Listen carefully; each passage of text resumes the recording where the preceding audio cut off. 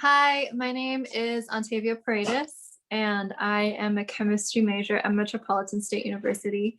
I have been a student at Metro. This is my third year.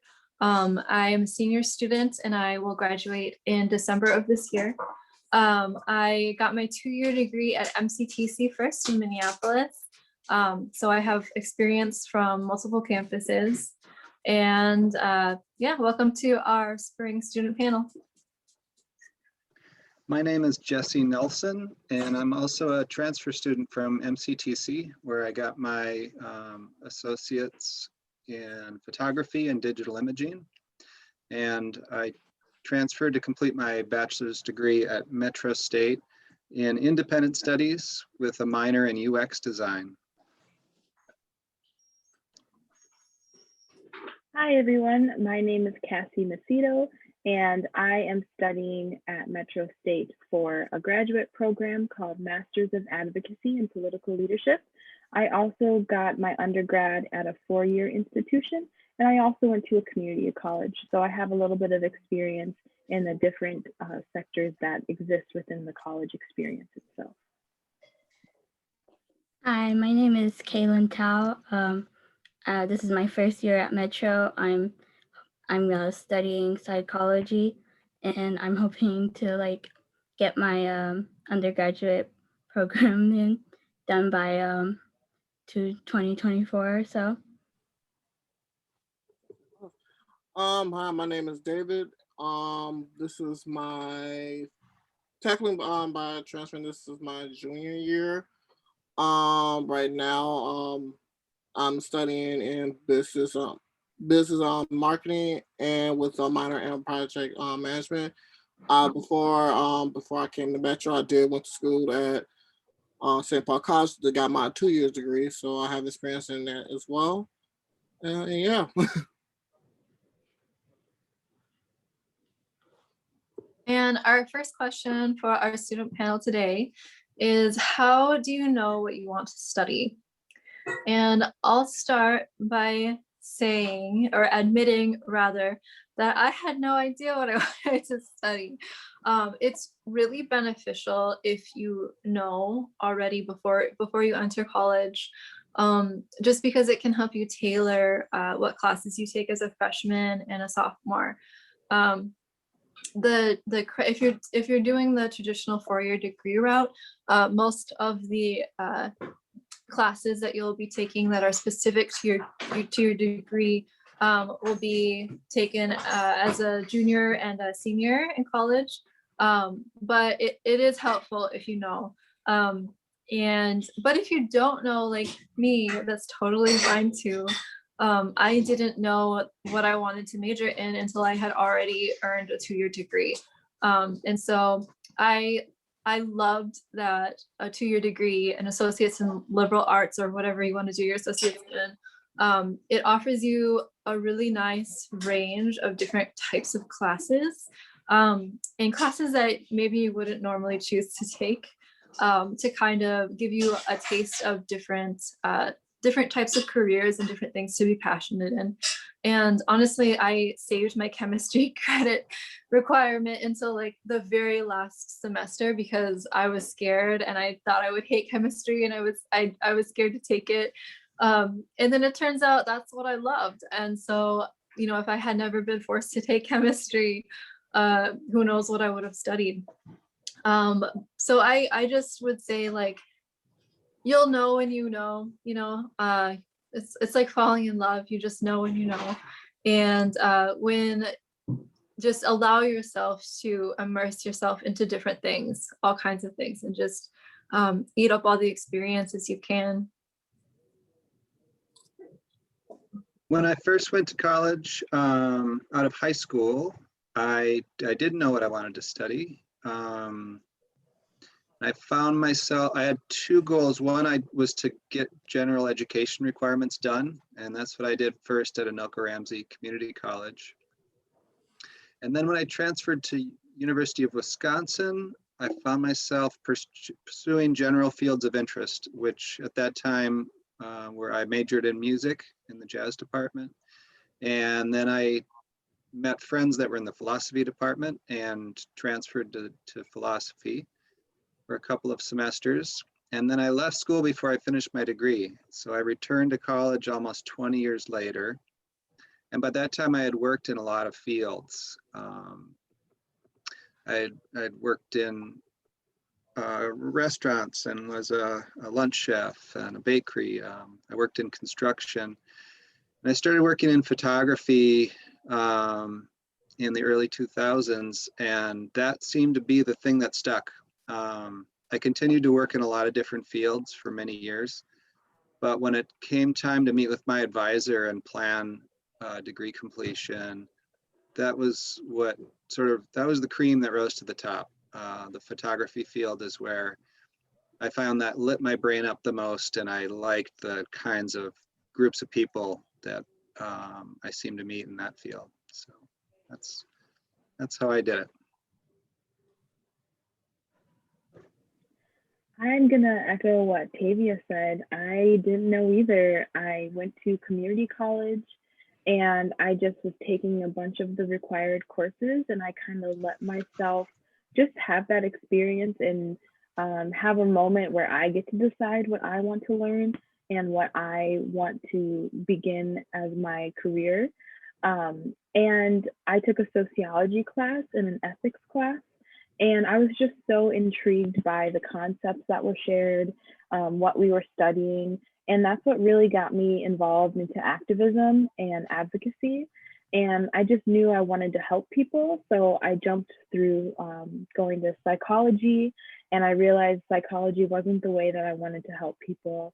I started to do social work, and I realized that social work would allow me to help people individually, but that we needed bigger help. We needed systems change to actually help more people and populations of people instead of individualized help. And so that's why I'm here now looking at advocacy and policy change so that we can have everlasting change in our systems of power.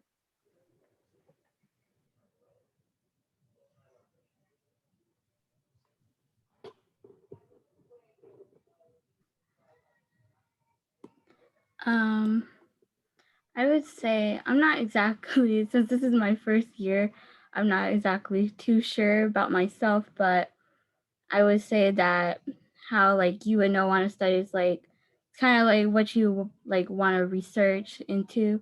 I think that would be like a good way to like figure out what you want to study later on, because since in your first year like not exactly everything is like planned out, like it's still kind of easier to like change like what kind of major you want to look into. And like if not exact like if the first major that you choose is like not exactly what you're interested in, or like once you think about it like it doesn't really fit what you're like interested in, I think it's like good if like you sort of like look into more of like what kind of things that you are interested in, and like of what kind of thing that you want to study later on. So for me, it was a little bit different. At first, I wanted to do criminal justice because my uncle was kind of like a mentor of mine at the time. So I thought that was something that I want to do. Um, before I went to St. Paul College or Metro, I did went to school at St. Cloud State University, and that's what I started off as my freshman year.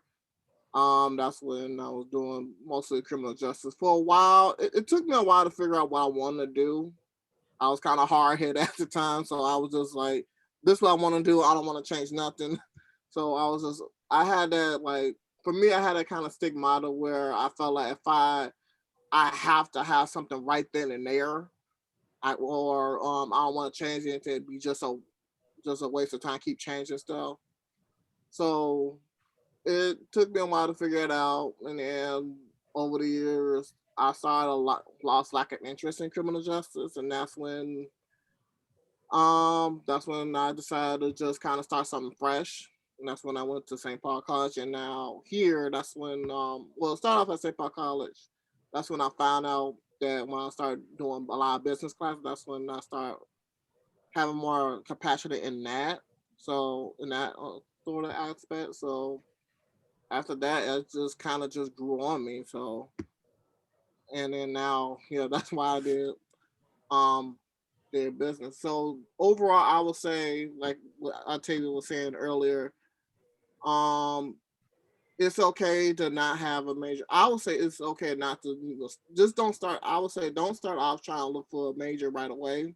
Just start off just exploring, just see what you like, and like even sometimes just having friends or like even a professor can like catch your eye and think like, oh, maybe that's something I want to do what he's doing or something. So it's like I would say when you first start off, just don't set yourself too much of a high expectation right away. Just go in with a clean slate and just explore.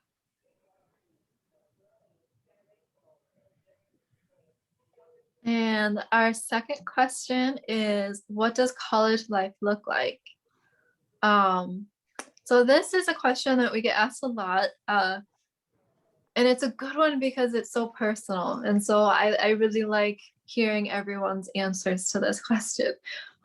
So for me, college life is very busy for me. I like being a student, and I'm also a student worker, along with all of my lovely coworkers on this student panel today. And so I definitely I feel like the Metro campus is my whole life. I'm either working there or I'm studying there. Um, and I really like that. I really like that immersive experience. It doesn't always have to be like that. When I got my 2-year degree, I was working full time and I was only taking like 2 classes at a time. And so I really had a full life outside of school, which was really beneficial for my, my own growth as a person. And I'm really thankful for that.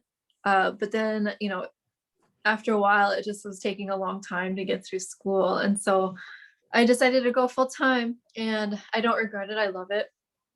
And I really like making those connections with other students who are, going to be people in my field one day, and they're good people to know. And, even today in lab this morning, one of my lab mates mentioned a job opening at a pharmacy. And so, you make those connections with other students, which are really beneficial. And then the relationships that you build with professors. And this is something that I really appreciate about Metro, is the fact that we tend to have smaller class sizes, in comparison to a lot of traditional schools. And so, for example, I have a thermal physics class that has like 16 students in it. And so we all get a lot of one-on-one instruction and time with our professor. And your professor is really good to know because those are people who can help lead you on your career path, launching you out of school and into your career. They have experience in the field that you're going into, work experience and academic experience. And then also they're really good for letters of recommendation.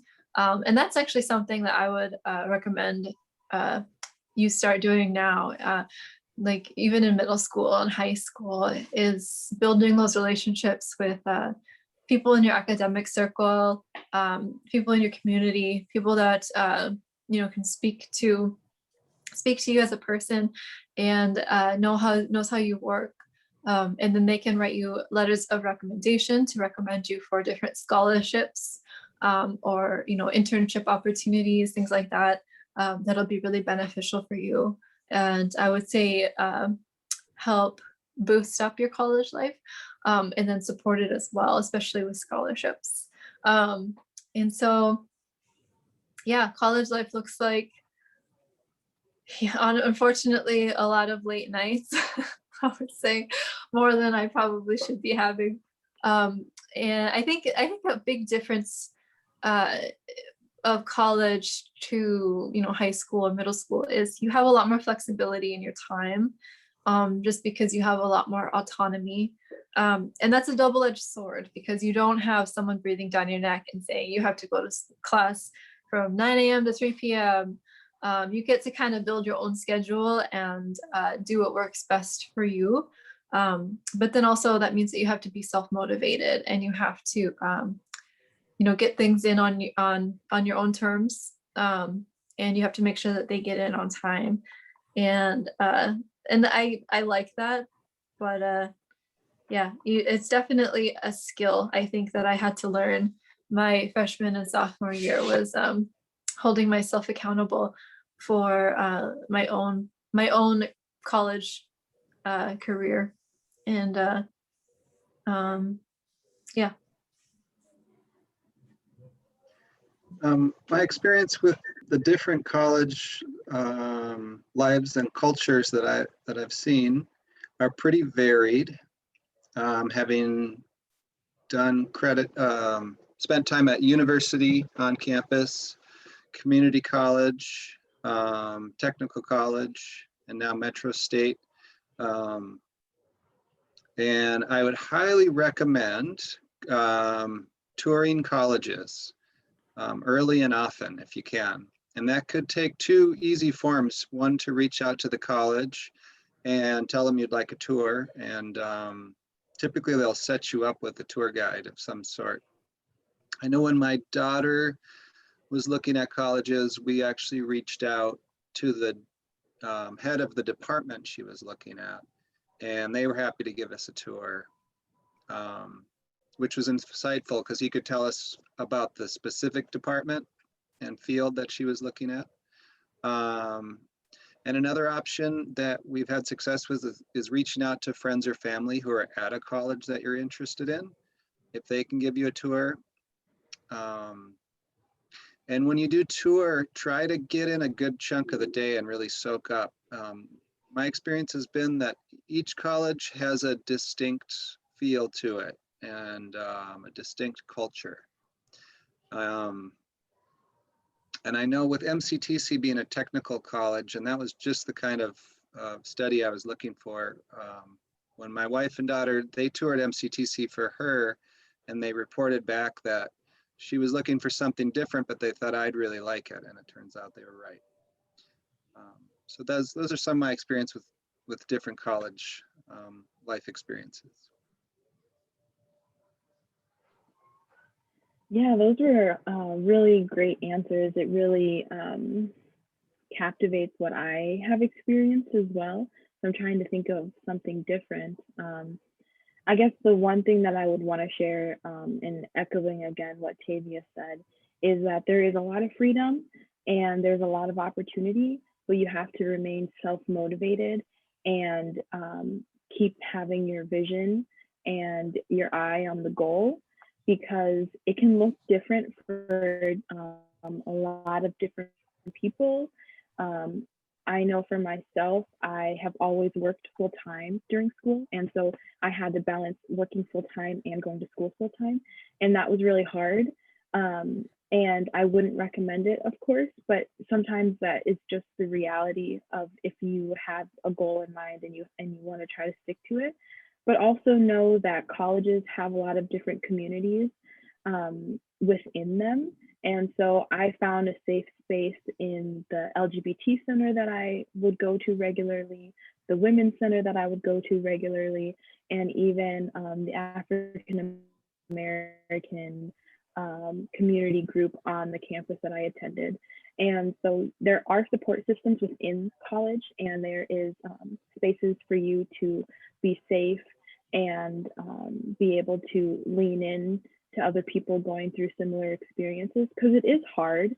It's not something that's easy, but it can be a nice ease of transition going from high school to college and so on, by communicating with others and reaching out to people in your community. So it can look different for lots of people, and that's a good thing, I believe. But it is what you make it at the end of the day. And I told my sister when she just started college last year that you don't have to a class or the major. It's your choice. If you want to leave that and you want to go to a different college, it's your choice. And no one expects you to start saying, this is exactly what I'm going to do and finish that. It's completely your choice. Your money, you should decide what you want to do with it. Yeah, so like I'm not exactly sure if I could say I've like lived a full college life due to like the start of COVID and then like having all this like online classes. So I haven't exactly been able to like go on campus, but I would say that like having like these type of like classes like Tavia and Cassie said, like you know, you have like too much like free time, and like if you're not like exactly like wanting to do anything, you won't get anything done.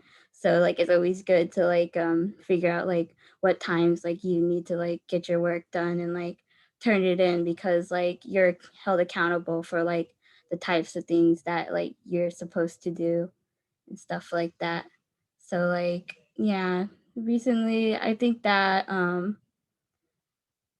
is that exactly like kind of what happens is that you don't really know what to do sometimes, and like um and also it's kind of hard to like get motivation, but like whenever like you look at like the types of things that like your teachers or like professors like share with you, like sometimes it's good to like look in types like what they share, and like it could help you like gain motivation of what how can you get your work done in time, or like just anything, because like yeah.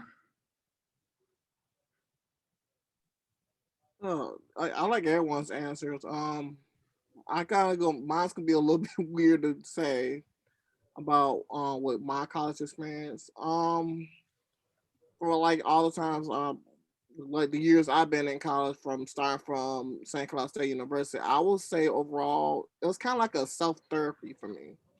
And the reason why I say that is it's like throughout, it gives you the time to like you try while you're in college, you kind of finding yourself like what you want to do, and like and pretty much like what what uh sorry, tongue twist. What I'm saying is that it kind of gives you the opportunity to like see where do you fit in terms like what's your passion, what you want to do.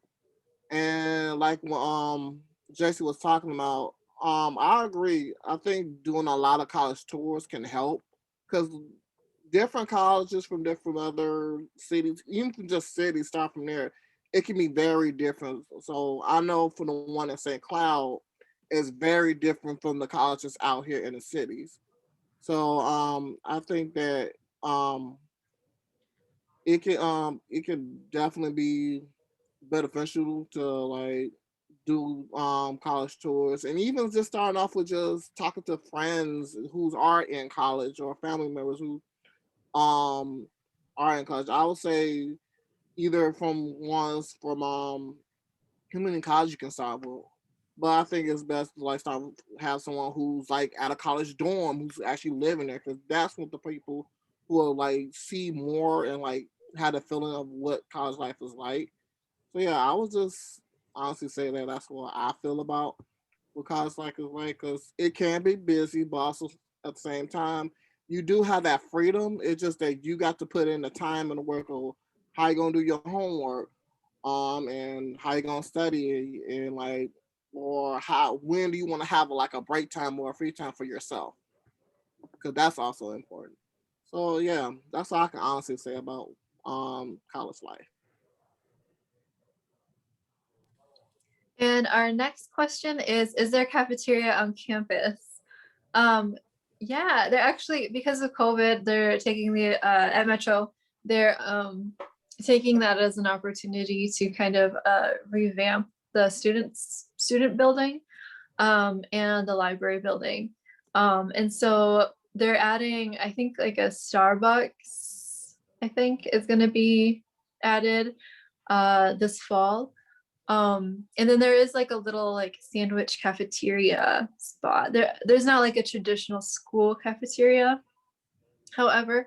But across the street from campus, there's a pizza place. There's a Burger King, which I probably go to too often. There's Mississippi Co-op is like 3 blocks away, and so I usually will pick up snacks there. And then there's another little cafe called Sweet Hollow, just on 7th, walking distance from campus. Metro has multiple campuses. The main campuses are Midway, and then there's one in Dayton's Bluff. And Dayton's Bluff is kind of like the main campus, the campus that you see in all the pictures and stuff. And that's where almost all my classes are, in Dayton's Bluff. And Cassie kind of touched on this earlier in talking about college life, but there's a student services where on like the second floor where there's rooms. Like I go to the Native American student one, and there's always snacks there. And so there's lots of places where you can get like a cup of tea or a snack if you need it. And that's also a benefit of doing work study and working on campus, is you will typically have an office, and you can kind of like you can microwave some stuff if you don't want to spend money. And then there's also a student food shelf on campus, and which is great. Everyone's allowed to have like grab and goes every day. All you need is a student's ID. And then you can also pick up groceries, which has been really helpful. Like if it's super busy and you just don't have time to go to the grocery store, or you're broke, you can always stop at the food shelf and just get a bag of groceries before you go home. So I really value that resource.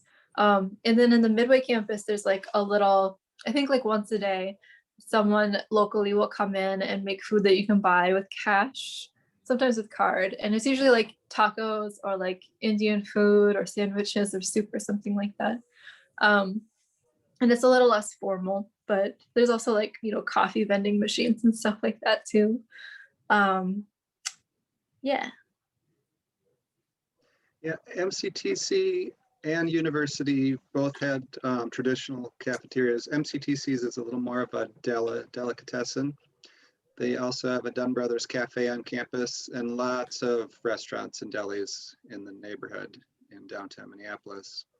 The university was a very traditional cafeteria, huge place, and a lot of students included the food plan in their tuition. I did that for 1 semester, which is kind of nice to not have to worry about it and how you're going to get fed 3 square meals.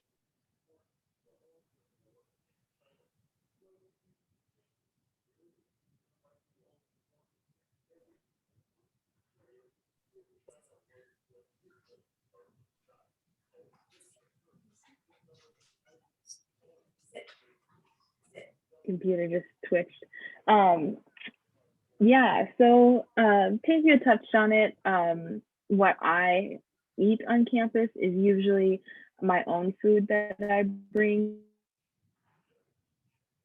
because I'm a vegan, and so it's kind of harder to find food that is satisfying and going to fill my nutritional needs. And so what I have enjoyed the most on the different campuses that I've been on is a microwave. I always see one, they're always about, and I'm just so thankful for that, and highly would recommend getting like an insulated bag so you can bring your Tupperware and microwave it and eat a snack while you're studying before your next class, or bring it to class, because that is totally acceptable and understandable, and encouraged in some spaces, because teachers want you to take care of yourself.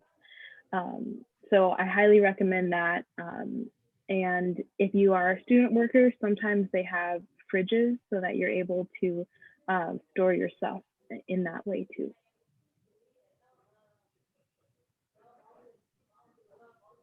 Yeah, so I think that a good way to like, since everything's kind of already been covered, I think a good way to like sort of learn about is like if you don't know like where exactly to find like the cafeteria. So I think it would be good to go like on the school website, and then you could just type it in like in the search bar, and then it'll tell you like it'll lead you to like what types of like food services that like they provide like for so you know like where to get the food or like where you get to eat or like where everything is located at. So yeah.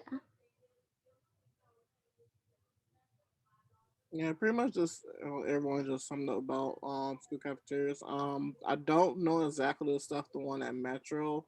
I do know the ones up in St. Paul College. They have like a cafeteria and a cafe up in there. They also have I guess it's connected to the school. It's just one catering company that students will I guess well who wants to be cater like be cooks and whatever, they'll actually have students cooking the food and stuff like that. Also, I would say a few blocks downtown, but we from St. Paul College, there are like a lot of like restaurants, and like if you're over 21, there's bars there that sells food up in there. So yeah, that's what I would say. And then up in St. Cloud State University, I did the meal plan as well, like what Jesse did. During my freshman and sophomore year ish, I did the same thing. I had a meal plan, and they it was very traditional as well with the cafeteria and stuff. And they had different like cafes and like small little what you call that they call it like a kiosk or like booths like Subway and Burger King. So yeah, that's pretty much it. And then really quick, I just wanted to touch on something that I forgot to say. Is that a lot of college students are eligible for food stamps and they don't even know it. So if you like this, definitely take advantage of that. That's a really helpful resource because it's grocery money, and it's really important to keep your body nourished, especially if you're stressed out. It helps prevent you from getting sick. And it's definitely a form of self-care. So definitely apply for food stamps if you're eligible. And then our last question for this portion of the student panel is how big a class is. And that is definitely a big variation. I touched on this earlier that Metro typically has much smaller classes than a lot of bigger universities typically have, especially like, freshman classes at a larger university.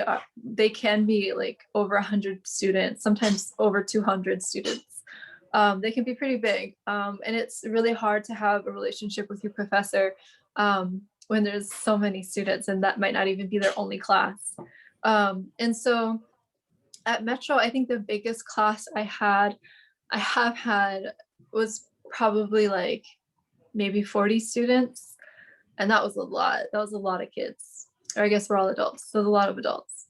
And then the smallest class, I think, was probably a physics class. And I think it had like 9 students by the end of the semester. And so it definitely varies. Your classes will typically be larger when you're a freshman or a sophomore. And as you progress in your academic career and you take higher level classes, those classes become so specific that not as many people are going to be taking them. And so it's really nice to have smaller classes when you're a junior and a senior, just so that you can build those personal relationships with those professors and your other classmates too.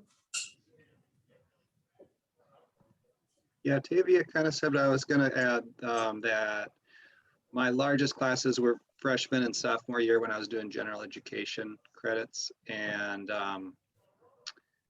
they were larger at the university. There was just more students there, and those were typically called seminar classes. There could be 35, 40, 50 plus students in a big room. And also community college, smaller student body, those classes tended to be smaller for me. And then in my photography program, that was a more intimate kind of subgroup. So the largest classes I had there were 25 to 30 students, and as small as 10 or 12.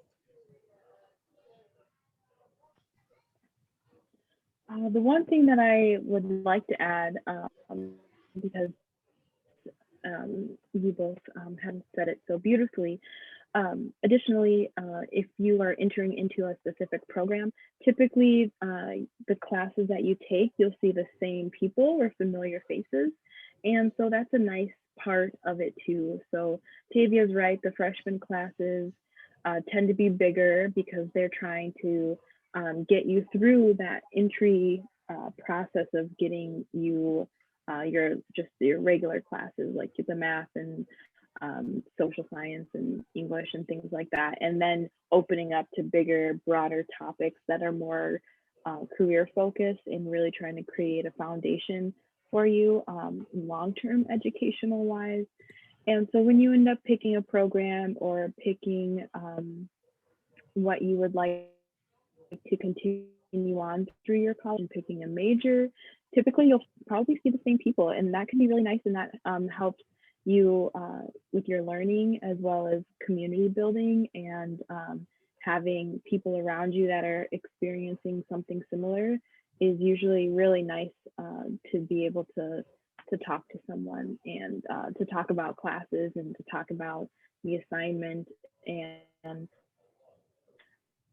have another way of having the college experience. Yeah, I think it summed up like you three summed it up pretty well, unless like I don't really have anything more to add to that because like yeah, it's pretty good. Unless David has anything else to say. Not as much. I pretty much sum it up about how big classes are. It does varies. Um, Back before my freshman year, I did have like a huge, a lot of people in my class. It was a lecture hall, and it was about, give or take, it was like three to almost 400 students in the building, and it was in the auditorium, so it was a lot of kids up in there, well, adults. So it was very hard, like Tavia was saying, like it was very hard to communicate with the professor because it was just so many students there. And like at St. Paul College, the largest that I dealt with was pretty much 30 to 40 people, which I feel like it was large because I have experienced that other class up in St. Cloud, so it was kind of normal to me. But like the smallest I had was, I would say, like less than 20 people, and it was a business course. So yeah, it was just kind of varies depending on what class you're taking. But like that everybody was saying, like the first 2 years it is gonna get bigger. And that's all we have for you today. And on behalf of Metropolitan State University and the Institute for Community Engagement and Scholarship, thank you for joining us. And I hope to see you for another panel.